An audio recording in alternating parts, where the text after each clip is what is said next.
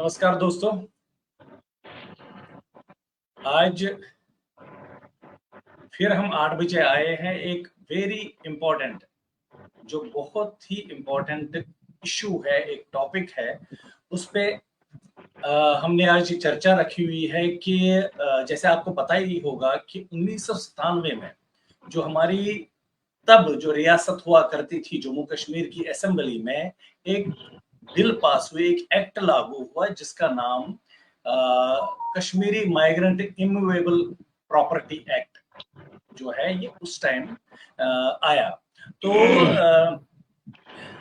उस एक्ट में जो इम्प्लीमेंट हुआ उसका मेन ये मकसद था कि जो कश्मीरी पंडित जो कश्मीर से विस्थापित हो गए, वहां से डिस्प्लेस हुए कश्मीर में, सब अपनी जायदाद, प्रॉपर्टीज, मकान, मंदिर, श्राइन्स सब छोड़ छाड़ के अपनी जान बचाने के लिए कश्मीर से निकल गए थे और जम्मू और हमारे हिंदुस्तान के अलग अलग प्रदेशों में वो बस गए, चले गए अपनी प्रॉपर्टी छोड़ के।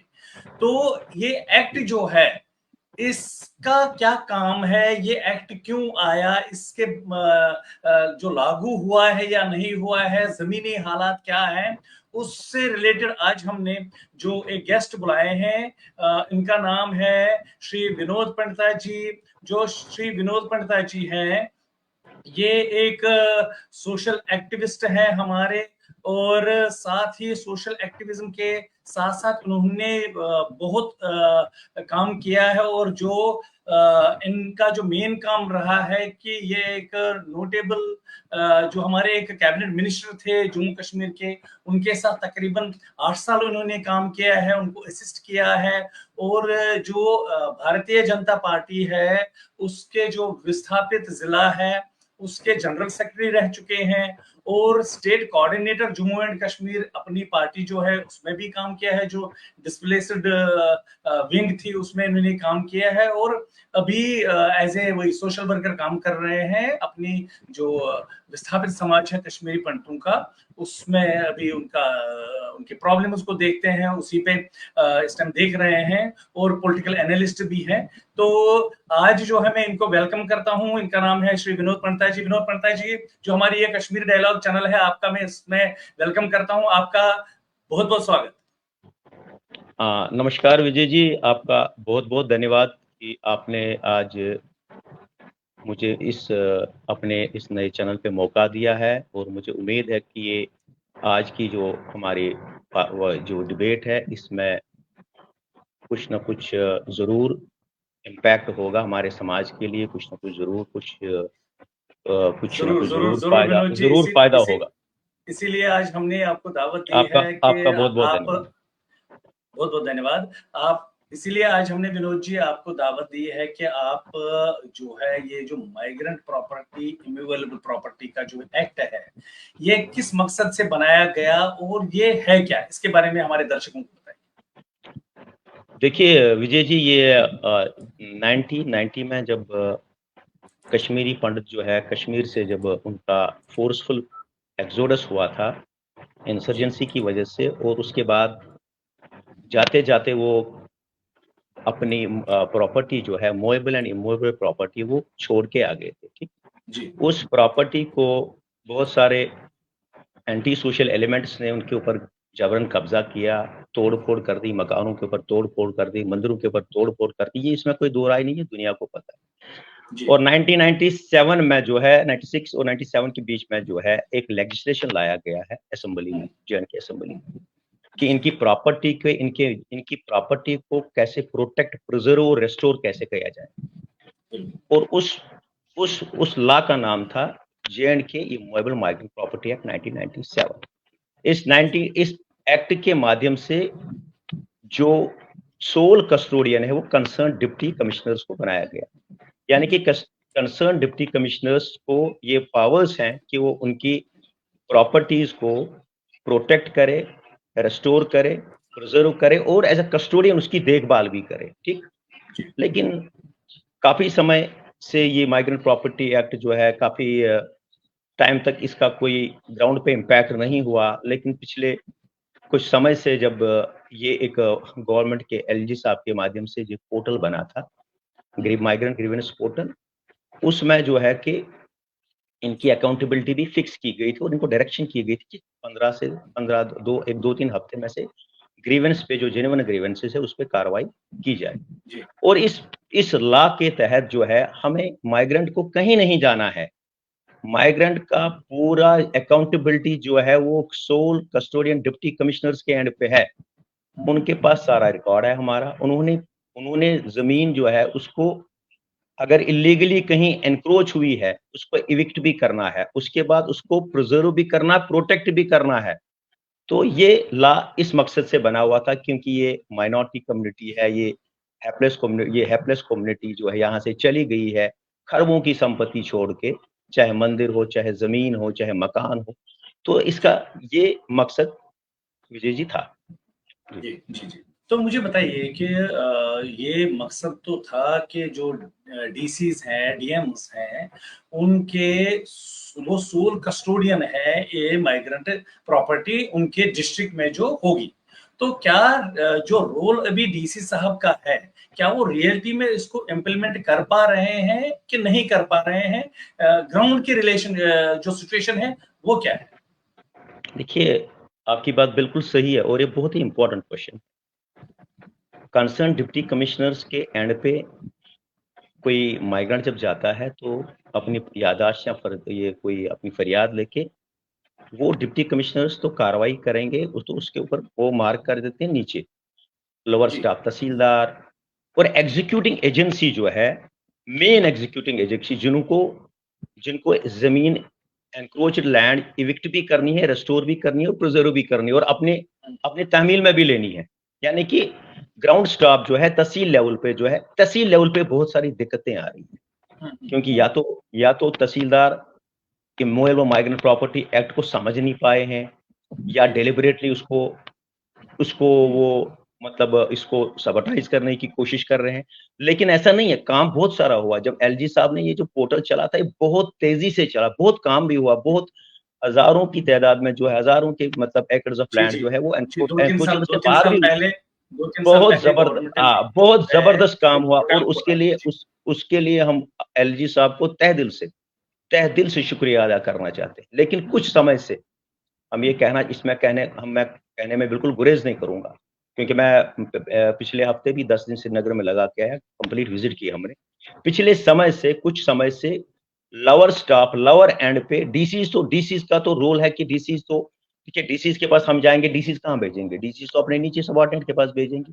लेकिन जो सबऑर्डिनेट्स का जो रवैया है बहुत सारी जगह पे, सब जगह तो मैं नहीं कहूंगा, तो लेकिन वो या तो डेली टैक्टिक्स है और एप्लीकेंट को घिसते घिसते जम्मू से जाना है, फिर वहां रहेगा कहाँ, करेगा क्या, और वो बेचारा एकदम हेल्पलेस होके वापस जम्मू आ जाता है, फिर जाता है, फिर आता है। लेकिन हमारा ये मानना है कि गवर्नर साहब को इस ग्रीवेंस सेल को फिर एक्टिवेट करना चाहिए, दोबारा से फ्रेश डायरेक्शंस करनी चाहिए और पीरियोडिक फीडबैक लेना चाहिए। डीसी साहब को पीरियोडिक फीडबैक लेना चाहिए तहसीलदारों से, कितनी एप्लीकेशन हुई, कितनी एप्लीकेशन पे काम हुआ है और काम हुआ हो, कितनी जमीन आपने रिविक्ट करवाई, कितनी इलीगल एनक्रोचमेंट आपने अपनी तहमील में ले ली।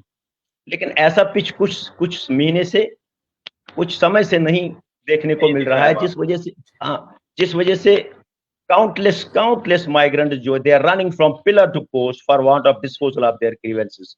एंड इस माइग्रेंट एक्ट का मकसद क्या रहा? इस माइग्रेंट एक्ट को सबरटाइज अगर कोई भी कर रहा है वो ग्राउंड पे हो रहा है। या तो अच्छा देखिए, इधर दे आर नॉन सीरियस, या वो करना नहीं चाहते हैं, या वो किसी पर्टिकुलर माइंडसेट के तहत काम कर रहे हैं। तो इसके लिए हमारा ये निवेदन है कि फ्रेश डायरेक्शंस दोबारा रिव्यू करने की इसको जरूरत है। कम से कम जो जेन्युइन ग्रीवेंसेस है उनके ऊपर स्विफ्टली काम होना चाहिए। और सबसे बड़ी दिक्कत जहां आ रही है विजय जी, वो सिर्फ ग्राउंड पे लोअर स्टॉप पे आ रही, तहसीलदार एग्जीक्यूटिंग एजेंसीज के एंड पे आ रही है। जी अच्छा जी। तो मेनली मुझे बताइए कि जो आप ये बता रहे हैं कि एक पोर्टल भी चला, लेकिन उसके बाद वो जब पोर्टल चला और गवर्नमेंट ने जो एनक्रोचमेंट्स हैं उन पे काम करना शुरू किया, तो साथ ही टारगेटेड किलिंग भी हुई, जिस वजह से मुझे लग रहा है कि गवर्नमेंट को थोड़ा सा बैक लेना पड़ा। लेकिन हम देख रहे हैं कि बहुत सारे जो लोग हैं उनको पिलर टू पोस्ट या तो उनको एंगेज किया गया है कोर्टों में, या उनकी जो प्रॉपर्टीज हैं उनको जो दफा 4 और दफा 8 या दफा 12 है उनके अंदर वो जो सेटलमेंट 2007 में हुआ था लैंड रेवेन्यू रिकॉर्ड्स का, उसमें चेंज हुआ है। तो बहुत सारे लोग तो अभी परेशान हैं, उसके लिए आप क्या कहेंगे? देखिए, कोई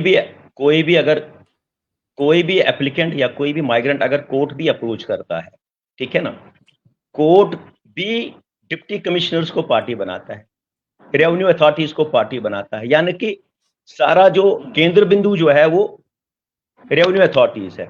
as far as the tampering of records, in some cases हमारे पास बहुत सारे, आपके पास भी होंगे, आप तो इस जर्नलिज्म से काफी, आप सोशो पॉलिटिकल, आप इस समाज का एक बहुत बड़ी शख्सियत भी है, आपने भी काफी समय से काम कर रहे हो, किया भी है, आपके पास भी इंफॉर्मेशन होगी दफा 4 और दफा 8 के तहत बहुत सारे माइग्रेंट्स की जमीनों का रिकॉर्ड चेंज किया गया है। और मैं ये कहना चाहता हूं, मैं इसके आपके माध्यम से हमें अपील करना चाहते हैं कि ऐसे तहसीलदार के खिलाफ आइडेंटिफाई करके जिन्होंने ये लैंड रिकॉर्ड चेंज किया है 90 के बाद, क्यों किया है, किसके कहने पे किया, despite migrant property act in place, उनके खिलाफ कार्रवाई होनी चाहिए, सख्त से सख्त कार्रवाई होनी चाहिए, और वो रिकॉर्ड जो है बिल्कुल 90 से प्रेयर की पोजीशन पे लाया जाए। और दूसरी बात हमें इसमें जो है कि इसमें मैं बार बार यही कह रहा हूं, ये निवेदन करेंगे हम अब एलजी महोदय से, जो एक बहुत ही शानदार काम कर रहे हैं हमारे स्टेट में, और हमारा जो एनडीए सरकार जो है वो भी बहुत अच्छा काम कर रही है, हर फील्ड में काम करे। गवर्नर साहब भी बहुत अच्छा काम कर रहे हैं, उसका जितनी तारीफ की जाए कम है। उन्होंने ये पोर्टल इसी मकसद से तो बनाया था, लेकिन इसका मकसद ये नहीं है कि कुछ चंद एग्जीक्यूटिंग ऑफिसर, चंद तहसीलदारों की वजह से पूरे सिस्टम पे प्रश्न चिन्ह लगाया जाए, ऐसा तो नहीं। लेकिन हम ये मांग करते हैं कि जो काउंटलेस लोग जो पिलर टू पोस्ट में, हमारे पास बहुत सारे ऐसे कंप्लेंट्स हैं, मैं क्या कह रहा हूं, हमारे बहुत सारे समाज के जो सोशल एक्टिविस्ट हैं उनकी जमीनों पे कब्जे हैं, उनके मकानों पे कब्जे हैं, मंदिरों पे कब्जे हैं। बहुत काम हुआ है, बहुत परसेंटेज काम हुआ है, लेकिन अभी और कुछ करना बाकी है, जिसके लिए इस एक्ट को, इस माइग्रेंट एक्ट को इन तहसीलदारों को समझना पड़ेगा। डीसी साहब तो बिल्कुल, डीसी साहब के ऊपर से कोई वो नहीं है, डीसी साहब तो काम कर रहे हैं अपना। जब भी कोई अप्रोच करता, हमारे डिस्ट्रिक्ट में हमारे डीसी साहब बहुत अच्छे हैं, डिस्ट्रिक्ट अनंतनाग की मैं बात कर रहा हूँ कि इनके बहुत पॉजिटिव हैं हर एक डीसी साहब, इसकी किसी की पर्टिकुलर बात नहीं। लेकिन तहसीलदारों को या तो इमूवेबल माइग्रेंट प्रॉपर्टी एक्ट की कॉपी दे दी जाए, या उनको ट्रेनिंग दे दी जाए, भाई तुम्हें, आप लोगों को ही एग्जीक्यूट करना, आप लोगों को ही कब्जे हटाने हैं, आप लोग डेली टैक्टिक्स नहीं कर सकते। मुझे आपको क्या लग रहा है कि ये सिर्फ लीपापोती हो रही है, कि यहाँ से लोग जो कंप्लेंट्स अपने कर रहे हैं, अपने डाटा भेज रहे हैं, चाहे ऑनलाइन या ऑफलाइन, तो वहां फिर लीपापोती होती है, और प्रैक्टिकली जो ग्राउंड में सिचुएशन है उसको गवर्नमेंट को चाहिए कि उसको, अगर वो ओपन एरिया है, किसी पंडित का एक जमीन का टुकड़ा वहां पड़ा हुआ है, वो जा नहीं रहा, तो क्या गवर्नमेंट को उसको एक बाउंड्री, चाहे टेम्पररी बाउंड्री कुछ करना तो चाहिए, बोर्ड तो चिपकाना चाहिए कि हाँ जी ये this property belongs to so and so, please don't encroach it, ऐसा तो कुछ होना चाहिए ना। ये तो प्रैक्टिकली कहीं ग्राउंड पे है नहीं। देखिए, आपकी बात बिल्कुल सही है। देखिए, मैं कह रहा हूं कस्टोडियन का मतलब है प्रिजर्वर, प्रोटेक्टर एंड और रेस्टोरेशन, इनको ही करना है। इनके पास ही, मैं कह रहा हूं बख्शक ही, यही तो रक्षक है, रक्षक यही है, यही कोर्ट है, यही जज है, यही वकील है हमारे, इन्होंने ही सब कुछ करना है।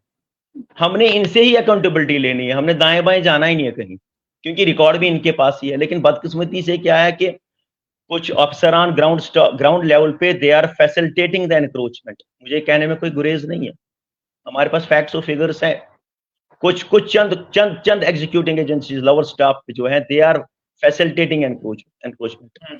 हटा नहीं रहे हैं या चुप रहे हैं। देखिए, अगर चुप कर रहे हो आप, अगर आप एप्लीकेशन पे एक्ट नहीं कर रहे हो, अगर आप उसको डेली में डाल रहे हो, that means you are with the encroachers, you are with the illegal तो एनक्रोचर्स। विनोद जी, ऐसे भी खबरें आ रही हैं ग्राउंड से कि जैसे कोई पंडित साहब थे, वो जब अपनी जमीन पे चले गए तो वहां एक कॉलोनी खड़ी हो गई है। तो ऐसे सूरत में, क्योंकि वो किसी ने बेची है, कहां से कहां वो पूरा मोहल्ला खड़ा तैयार हुआ है वहां उसकी जमीन पे, तो उस चीज को कैसे आप देखते हैं? गवर्नमेंट क्या करे उस सिचुएशन में? सर, गवर्नमेंट के पास सब कुछ है। Government is competent enough to handle such elements within the system, ठीक है ना। गवर्नमेंट के पास सारा साधन है, सारी इंफॉर्मेशन, सारे आउटपुट्स है।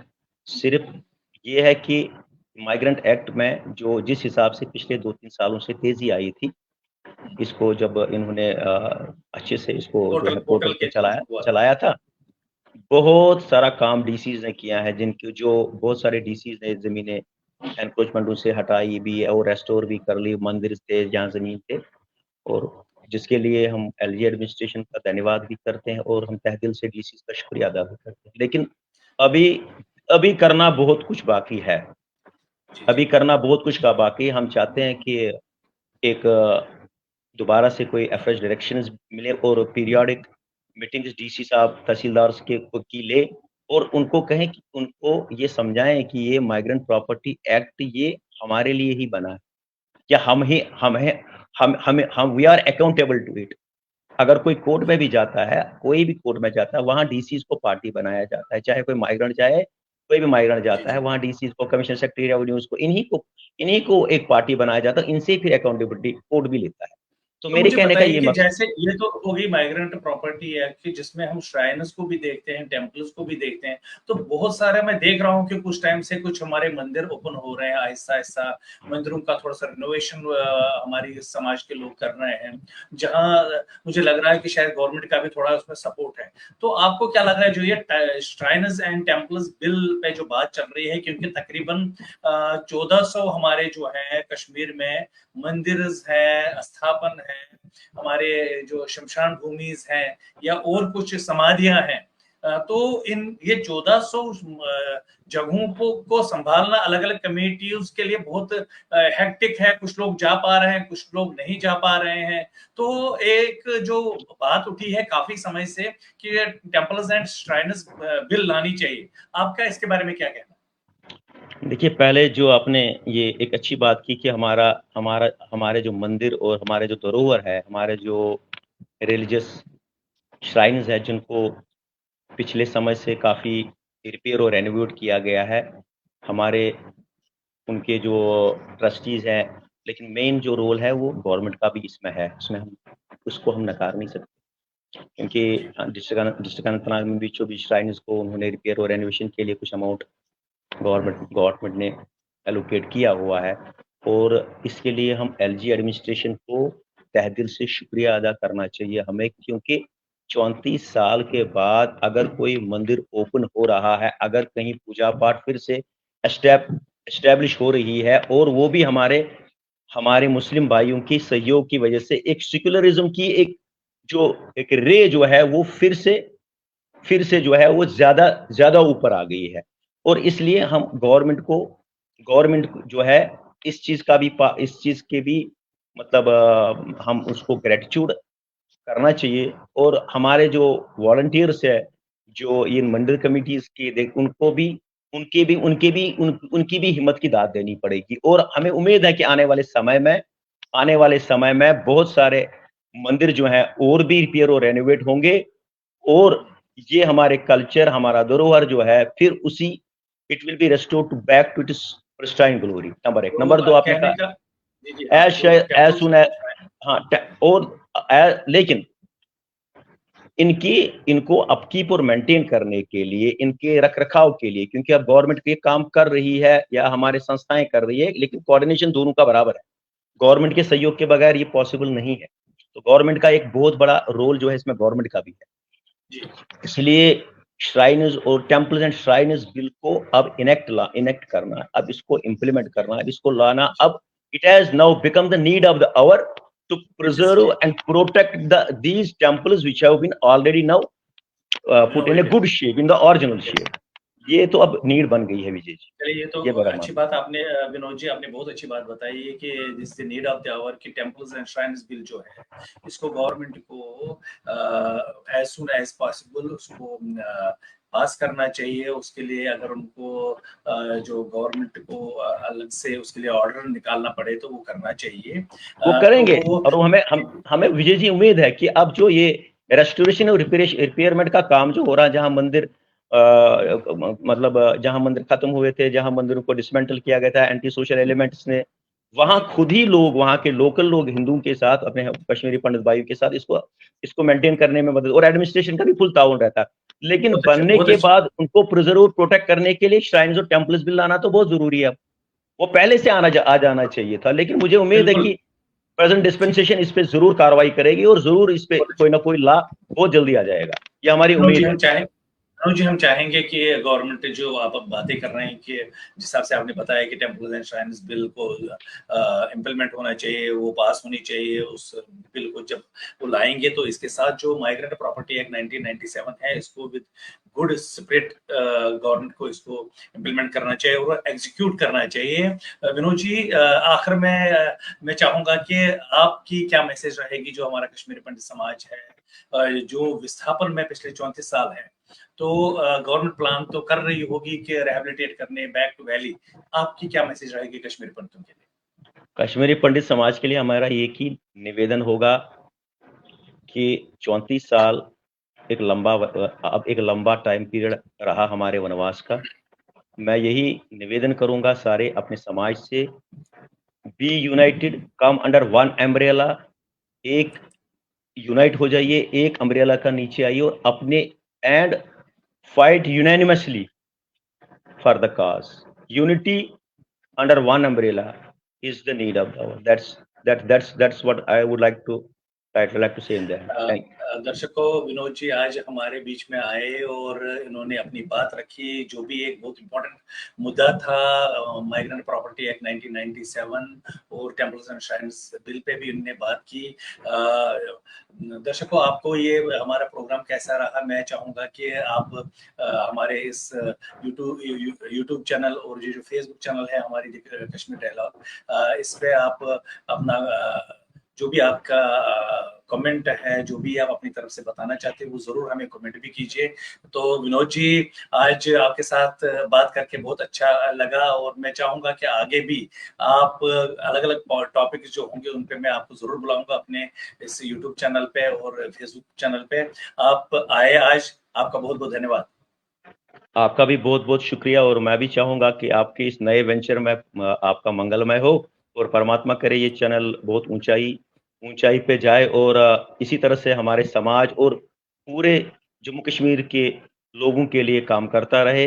We wish you all the best और जब भी आप हमें बुलाना चाहे किसी भी टॉपिक पे, हम बिल्कुल हाजिर हो जाएंगे and we will be a call away. Thank you very much. नमस्कार। नमस्कार, बहुत बहुत धन्यवाद। Thank you.